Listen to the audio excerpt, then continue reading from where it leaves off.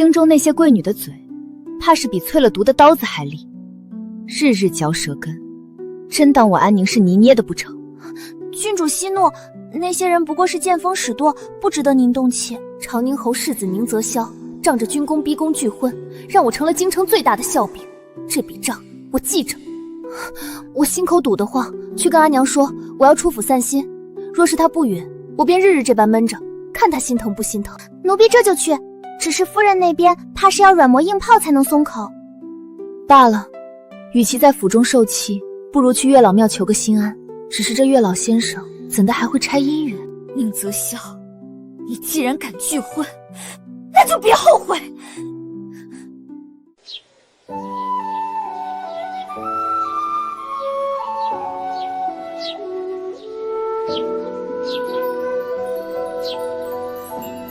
月老先生，您既掌世间姻缘，为何偏要拆我的？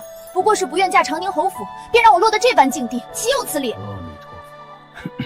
女施主莫气，姻缘自有天定，强求不得。施主与树洞的缘分本就是月老牵线，何必执着于眼前的分人？1年又3个月，与树洞那头的人书信往来，竟成了我如今唯一的慰藉。京城的流言，郡主的身份，在笔墨间都烟消云散了。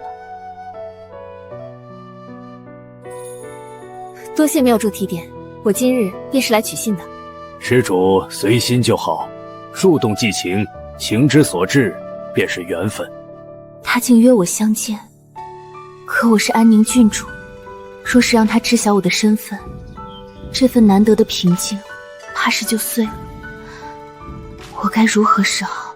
郡主，您若是不愿相见，便回封信婉拒便是，何必这般为难自己？我怎会不愿相见？只是我这郡主的身份太过扎眼，他那般敏感，若是知晓，定会觉得我欺骗了他，这份情怕是就断了。不如编一个身份，一个与他门当户对，甚至更为卑微的身份，这样他便不会有顾虑。我是东街挑大粪的寡妇，家道中落，丈夫早死，靠着挑大粪过活，家里还有痴呆的婆母要照顾，怕拖累你，实在没脸面相见。郡主，您这也太离谱了，若是他日被发现，可如何是好？离谱才真是。他若是真心待我，便不会在意我的身份，若是在意，那这份情也不值得我珍惜。你把这信送到树洞去，他若是回信了，你便立刻取回来。希望他不要多想，希望这份缘分不要因为我的谎言就此中断。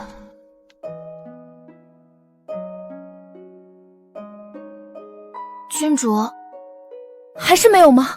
郡主，没有，树洞里面空空的，连一张纸条都没有。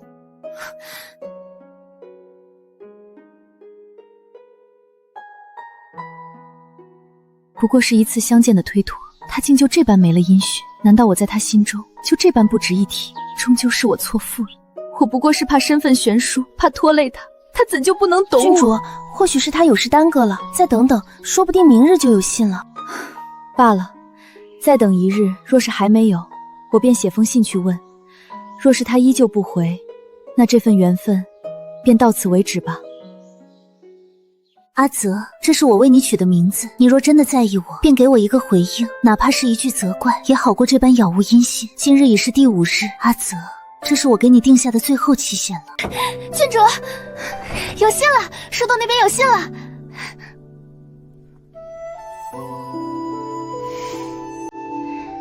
他说他是扫大街的清道夫，还担心配不上我，原来他也有顾虑，原来他没有生我的气。阿宁多虑了，实不相瞒，我也只是跟着隔壁的哥哥学了几日的字，在阿宁面前装了几日清雅时，我还担心自己配不上阿宁。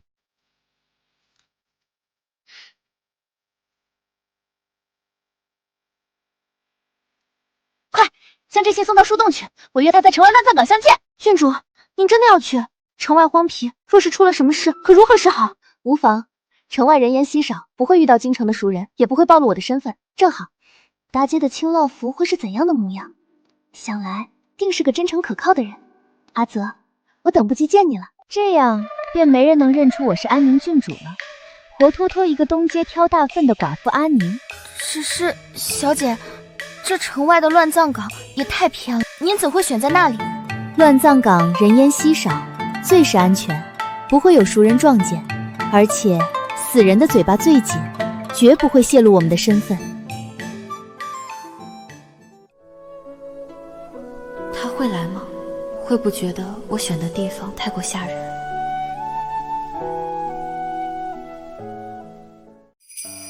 这清道夫阿泽竟是个眉目如画的俏郎君。不好意思，阿宁，马车走错了路，绕了一圈，你没有等很久吧？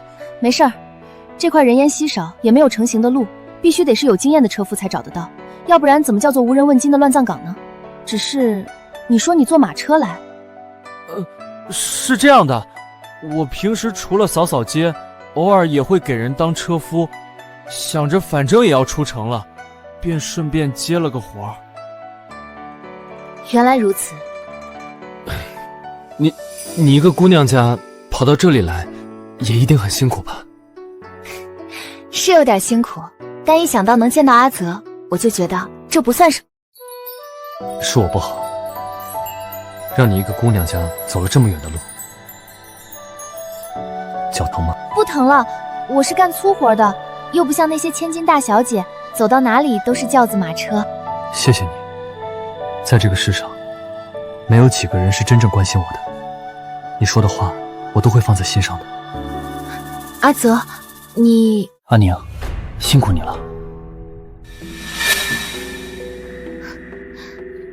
它竟是江南的丝绸制成，上面还有华丽的金丝刺绣，绝非普通百姓所能拥有。阿泽，这手帕这么精致，应是江南的丝绸制成的吧？金丝手帕，你一个扫大街的，怎么会有这种东西？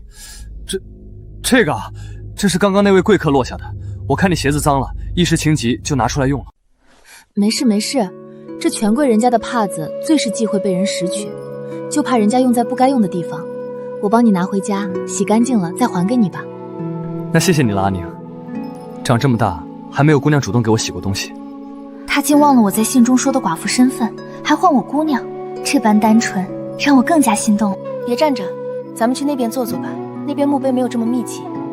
对了，阿宁，你怎么能一眼就看出那是金丝手帕还是江南丝绸？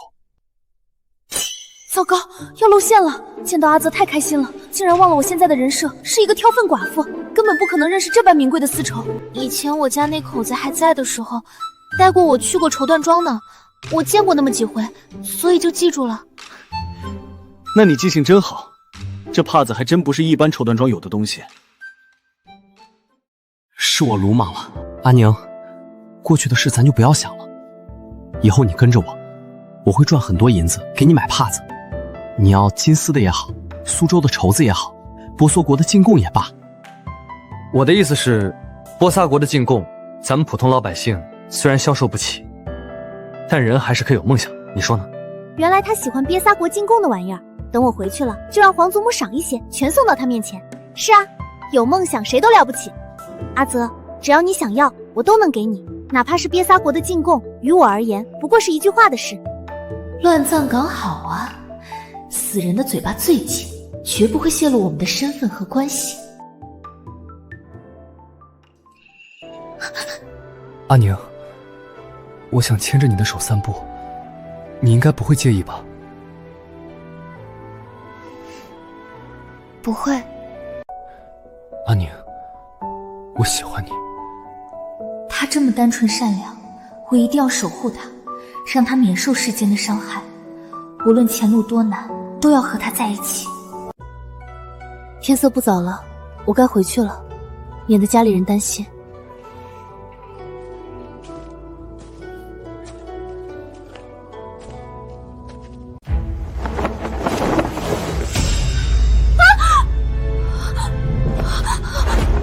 阿宁不怕，我在呢。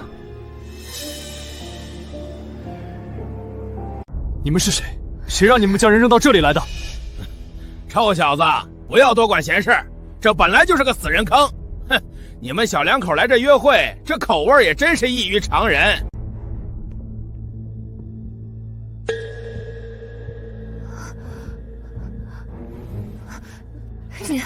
这个人还活着，咱们还是别惹事了，赶紧离开这里吧。老天保佑，可千万别出事啊！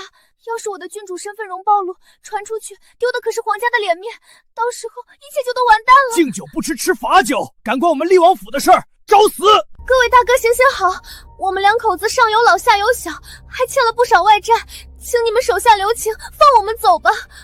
又来肯定不行，试试苦肉计。我都把自己说的这么可怜了，他们总该心生怜悯了吧？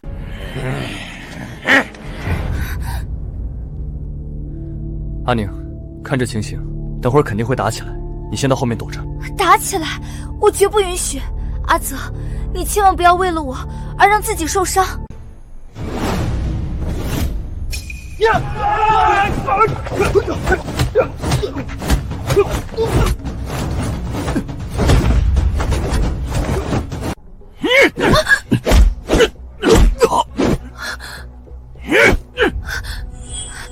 这位大哥，一点薄礼，不成敬意，求求你了，放我们走吧。行了行了，都停手，别打了。他们没对你怎么样吧？他们怎么忽然就走了？我看你一打四怪厉害的，就跟他们说你有高人指点，要出大招了，让他们不想受伤就赶紧跑。没想到他们还真信了。阿宁，你可真聪明。这人也不知怎么招惹了厉王府，也不知道还有气儿没有。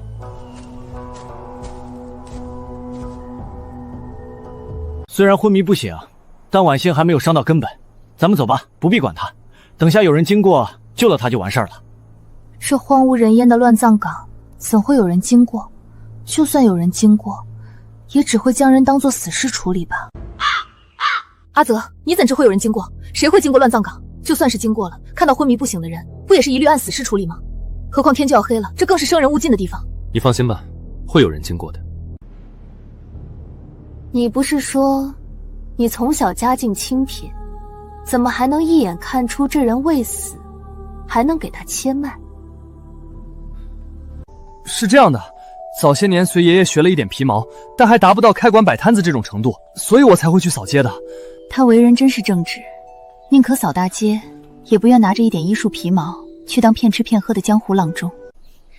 你真厉害，和邻居哥哥练了几日字就能吟诗作对，和爷爷学了点皮毛，如今救人都不在话下，你真是天赋异禀。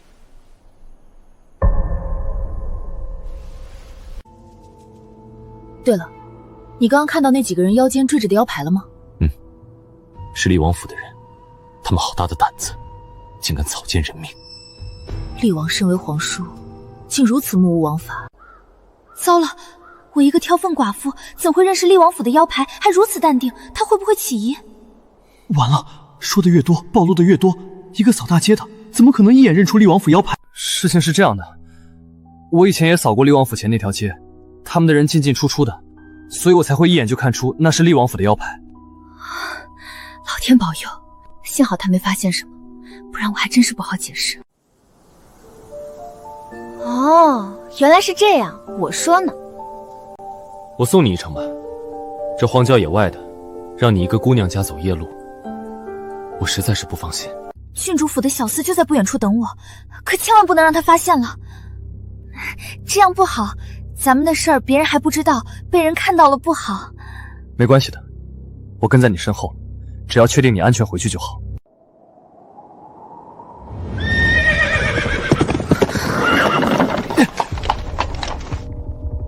小姐，真该回去了，夫人都要急疯了。阿宁，这是？他是来叫我回去给他们家挑粪的。你也知道，我在这汴京挑粪是相当有名的，郡主府的活儿我可不能耽误。郡主这是在做什么？好吧，既然你有事情要忙，那我就不拦你了。你自己小心些。你有没有看进去？来人，将这没用的东西拉下去！来人，将这没用的东西拉下去，杖打50！糟糕，肯定是因为我回来晚了，娘亲才会迁怒于小厮们。阿娘，这事与他人无关，是我自己贪玩忘了时间，您消消气啊！你还敢替别人求情？让你出府散心，你竟玩到这个时辰才回来，让全府上下都为你担心，你眼里还有没有我这个阿娘？阿娘，你也知道，如今京中的贵女都在笑话女儿，女儿心情不好，就在外头多待了半日，想散散心罢了。这长宁侯世子不懂事儿，长宁侯这老家伙也不知分寸，敢拒安宁郡主的婚，简直不像话。真是。阿娘，您就别生气了，女儿知道您都是为了我好，这婚事终究是我自己的事情，我希望能由我自己来选择。如果没有缘分，强绑在一起也不会幸福。女儿觉得只要对方人不错，咱们也不一定要讲究什么门当户对嘛。安宁，你这话是什么意思？难道你已经看上哪个王孙公子了？阿娘向来看重身份门第，若是知道我喜欢上一个扫大街的青木夫，定会气得半死，还是先不要说的好。即便不是名门望族，那至少也得是个有才有德、品行端正的男子，将来仕途之路自会顺财，这样才配得上你。倘若是普通百姓，那至少也得家境殷实，身份地位倒还能包装一下，但若是个穷酸小子，那便绝无可能。虽然阿泽确实是个穷酸小子，可我就是喜欢他，就是想要和他在一起，哪怕前路艰难，我的心也不会改变。你到底看上哪个叫花子了？不是的，不是的，看来想要让阿娘接受阿泽，绝非易事。对了，过几日的春日狩猎宴，你皇祖母邀你一起去，你要好好准备一下。皇宫的狩猎宴历来都是男子参与，女子从未被邀请过，这次怎么会破例？皇宫的狩猎宴历来都是宗室子弟和朝中重臣的公子们参加，女子从未被邀请过。皇祖母这次为何破例邀我去？郡主，会不会是皇祖母心疼您，想让您出去散散心，见见世面？定是这样。皇祖母见我被宁泽霄拒婚，成了京城的笑柄，想要借着狩猎宴为我寻一个好人家。只是这样一来，长宁侯那位世子爷势必也会在场，想想就让我觉得膈应。说起这长宁侯世子宁泽霄，他也算是京中少年英才，8岁从军，屡建军功，还懂医术，可他偏要做出这等混账事儿。他若不想娶我，大可以好好坐下来谈。建朝以来也不是没有正当解除婚约的先例，可他非要用军功相逼，直接拒婚，这不是故意打本郡主的脸吗？郡主息怒，那宁泽霄不识好歹，将来定会后悔的。您这般优秀，何愁觅不到良人？要不是我心里已经有了阿泽，没有心思去抱着拒婚之仇，否则宁泽霄早就完蛋。不管狩猎场上将是什么样的人间修罗场，我都得从容应对，不能丢了郡主的脸面。而且我还要想办法让阿泽走上仕途，这样才能过了阿娘和黄嬷嬷这关。备纸笔，我要给周儿写封信，鼓励她参加今年的科考。若是能考中功名，走上仕途，我的家人也能对她多几分认可。快将这信送去，希望阿泽能明白我的心意，好好准备科考。那大哥几班了？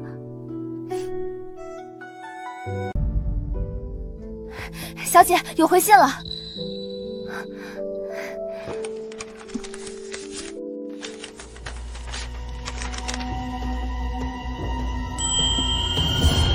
阿宁，科考之路困难重重，哪怕是高中，只怕以我们的微薄之力也难以撼动这个世界，不如我们私奔吧。私奔？是啊，就算阿泽考中功名，皇祖母也未必会同意我下嫁。私奔或许是我们唯一的出路。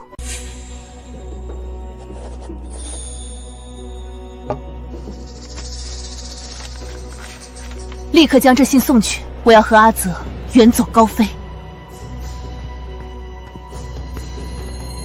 日后和阿泽在一起，用这些就够了。阿泽，阿宁，真的是你？你怎么会来这里？这不该是你来的地方。你愿意跟我一起走，我自然要给你准备好一切，所以才想来买些胭脂水粉，让你开心。哦，你是嫌我没有这些玩意儿点缀不好看了？不是，我怎么会嫌你呢？阿宁本就不需要任何外在的修饰，天生就好看。只是我以为姑娘都是喜欢这些小玩意儿，所以想让你开心。其实有你在我身边，我已经很开心了。有没有这些胭脂水粉，都无所谓。掌柜的，把好货拿出来给我看看。这些胭脂水粉，一看就价值不菲，绝非平民能销售。阿泽他不好，这成色还不如之前的，你是不是在糊弄我？冤枉啊，公子！这都是我们特意为侯府备着的，只会比以前好，不可能差的。阿泽，咱们不要这些，这些达官贵人的东西碰不得，咱们用不起，快走！怎么了？不过是几盒胭脂，有什么不能看的？咱们这种普通人哪用得起侯府的东西？别被人笑话了，赶紧走。阿宁，你值得最好的，这些我买给你。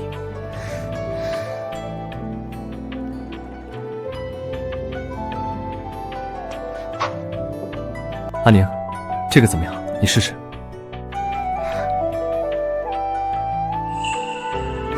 阿宁，你真好看。等会儿悄悄塞点钱给掌柜，让他只收阿泽2个铜板，这样既能保全阿泽的面子，也不会让阿泽为难。这个颜色呢，最适合你这种皮肤白皙的人了。你看它的质地，又细腻又服帖。我要是猜的没错，这款胭脂是西域进贡的红杨花做的，色泽比普通胭脂艳多了，还能美容养颜。长宁侯府老夫人就最爱这个，她挑的胭脂，京中贵妇都跟着买。阿宁，这款胭脂不是平民能用的，你怎么对这些那么了解？哦，是这样的，我以前在书摊看过一本西域奇花的书籍，我刚刚说的只是猜测而已，难道我蒙对了吗？姑娘所言句句属实，比之专家无有不及，对胭脂的了解真是太透彻了。掌柜的，我还有个问题同你请教，借一步说话。待会儿他要付钱，你就说只要2个铜板就行。他若问你，你便随意编个理由，切记不要露馅，这金子就是你的了。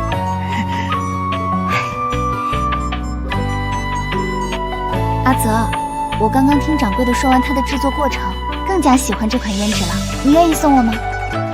当然，你若喜欢，这些全都拿走。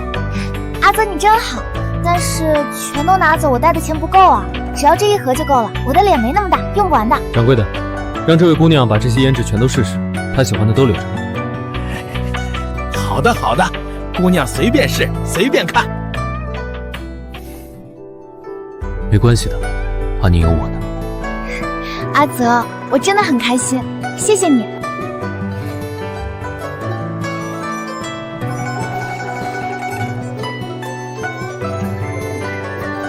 掌柜的，多少钱？公子，2个铜板就行了。今儿个是本店开张1009天半，就当结个缘。掌柜的理由也太敷衍了，巷口叫花子碗里的钱都能买下整店胭脂了。掌柜的，真是太感谢了。哎，公子客气了，您慢走。阿宁，虽然是私奔，但我向你保证，绝不会让你吃苦。我会赚很多银子，让你过上好日子。我早已掏空了郡主府1半的金银珠宝，有这些银子，我和阿泽定能衣食无忧。只要跟你在一起，我什么都不怕，哪怕是私奔，哪怕是颠沛流离，我都愿意。你怎么在这里？给我转过来！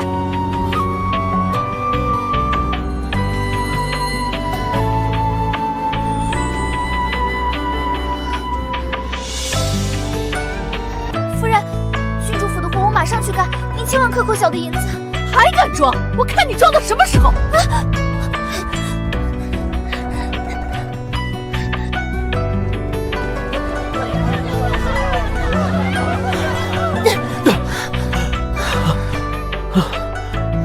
阿泽，郡主府的人不会善罢甘休的，你先走吧，我会想办法跟你会合的。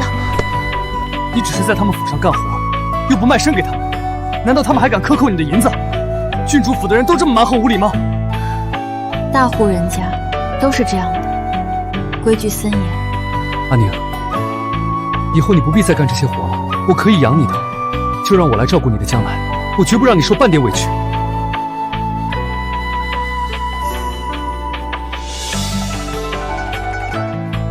今天出门带少了，但是阿宁，你相信我，我以后一定会赚很多银子，让你过上好日子的。我会给你买金丝手帕，买西域胭脂，买所有你喜欢的东西。好，我信你。一直都信。安宁，你真好，我知道你会义无反顾的信我，这就够了。有你这句话，我做什么都值得。阿泽，我得先走了，免得待会儿又被人逮到。你也赶紧回去，注意安全。等我消息，我一定会想办法跟你会合的。这郡主府的活儿，你非去不可吗？其实这2日你可以把这些推了，后面我们一走了之，也不用管这些了。我们现在就走，好不好？做人做事要尽心尽责，我拿这份钱就要干好这活，不能半途而废。你放心，我很快就会来找你的。你说的真好，如果这世上每个人都像你这样善良和尽职，那人间一定是天堂吧。辛苦你了，阿宁。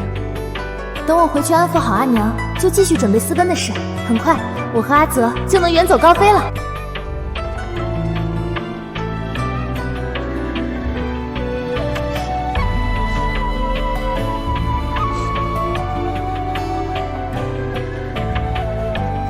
皇祖母，安宁，你来了。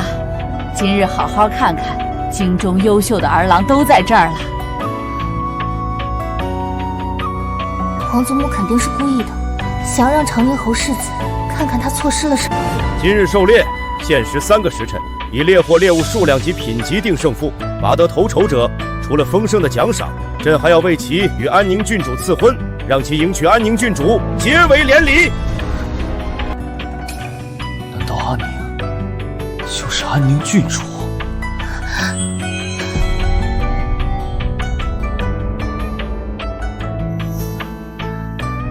是阿泽失散多年的双胞胎兄弟吗？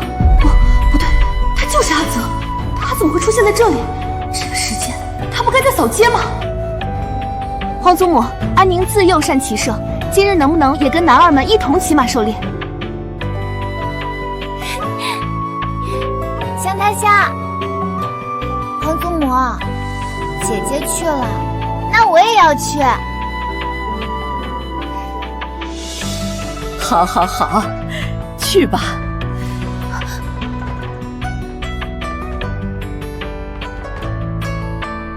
阿泽，这不是你能来的场合，快些离开，我自会保你无事。快走吧。你就是安宁郡主？这件事我稍后再跟你解释好吗？你快些走，这里太危险了。若是被人发现你平民的身份，轻则杖砸，重则流放。快走吧！不能走，我来此有重要的事情要办。重要的事情？你难不成来皇家猎场扫落叶吗？能办什么重要的事情？这里不是你该来的地方。听话，快走吧！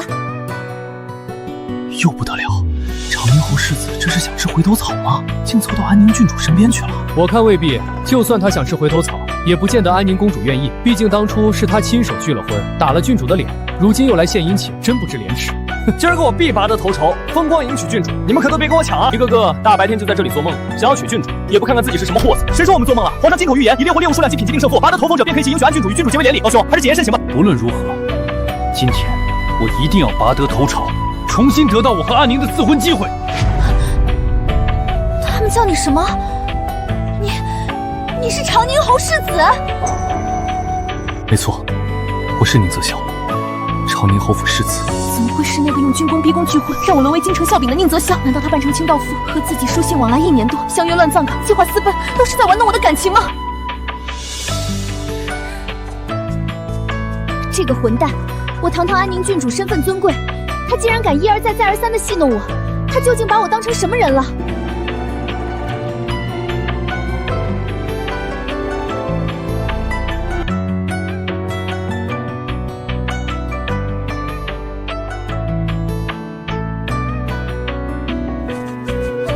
回禀皇上，本次狩猎赛拔得头筹的是长宁侯世子。震惊！拔得头筹的竟然是宁泽霄，他不是已经拒了与安宁的婚事吗？又是你！既然已经拒了婚，还去抢这第一做什么？你是巴不得哀家的安宁嫁不出去，让皇家颜面尽失吗？是啊，你不是已经拒了与我的婚事，还争什么第一呢？难不成还想让我再次沦为全京城的笑柄吗？之前的事是臣一时冲动，思虑不周，还请太后娘娘降罪。一时冲动，你若有心，便该知道何谓适可而止。明知今日取胜者能与安宁结为连理，你就不该掺和，故意添乱。臣明白，臣此番前来，便是为了向安宁郡主赎罪。臣知道自己先前的所作所为，伤了郡主的笑柄。臣恳求太后娘娘做主，替我们2人赐婚。臣愿用一生弥补郡主。这宁泽霄到底在玩什么花戏？先拒婚让我受尽屈辱，再在狩猎宴上拔得头筹，求皇祖母重新赐婚。真当我这个安宁郡主是召之即来挥之即去的吗？你既已拒婚，便不该再纠缠不清。安宁郡主的婚事自有哀家做主，容不得你胡闹。这第2名安国公府的小公子陆丰堂也差不来，模样周正，品性端正，哀家甚是喜欢，也算是良配。安国公世子爷确实不错，一表人才，文武双全。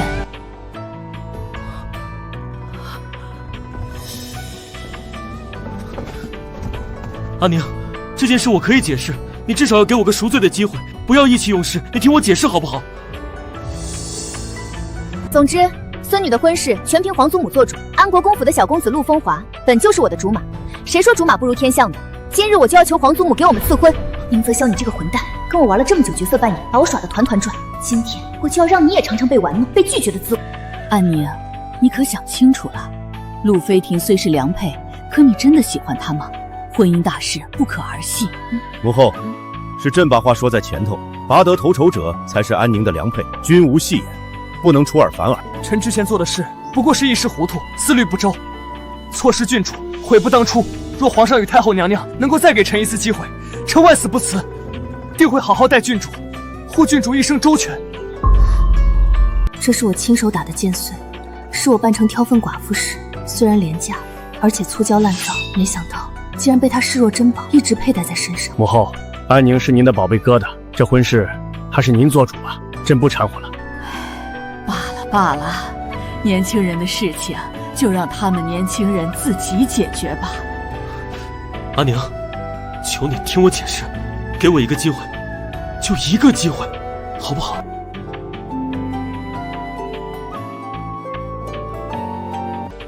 你也算是从小看着我和陆回堂长大的，他了解我，我也了解他，我们之间的感情深厚，我相信我们可以相守一生，比和你在一起要幸福得多。不可以，我不同意！放手，我的事情与你无关。不放，打死也不放！求你了，再给我一次机会，你听我解释好吗？世子爷，您这是做什么？戏还没演够，还要继续扮你的清道夫阿泽玩弄我的感情吗？不是演戏，阿宁，我从未对你演过戏，清道夫不是演戏，只是我想以最真实的模样靠近你。清道夫不是演戏，拒婚不是演戏。你用军功逼宫拒我婚，让我沦为京城笑柄，转头又扮成清道夫接近我，这不是演戏是什么？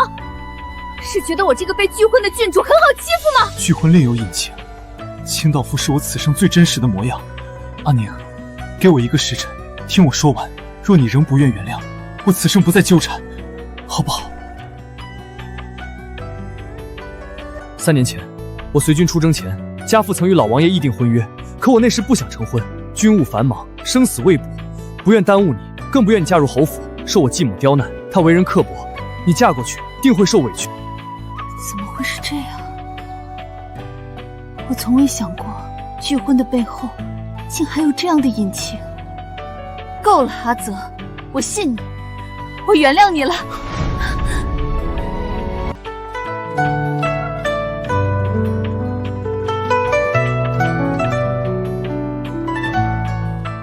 阿宁，今日起，我不再是长宁侯世子了，我只想做你的阿泽。阿宁，可以吗？我还能继续喜欢你吗？我已辞了世子俸禄，将历年军功换了田产，准备自立门户。阿宁，你可愿嫁一个白身？我发誓，我这辈子不，下辈子、下下辈子、永生永世都只爱你一个人。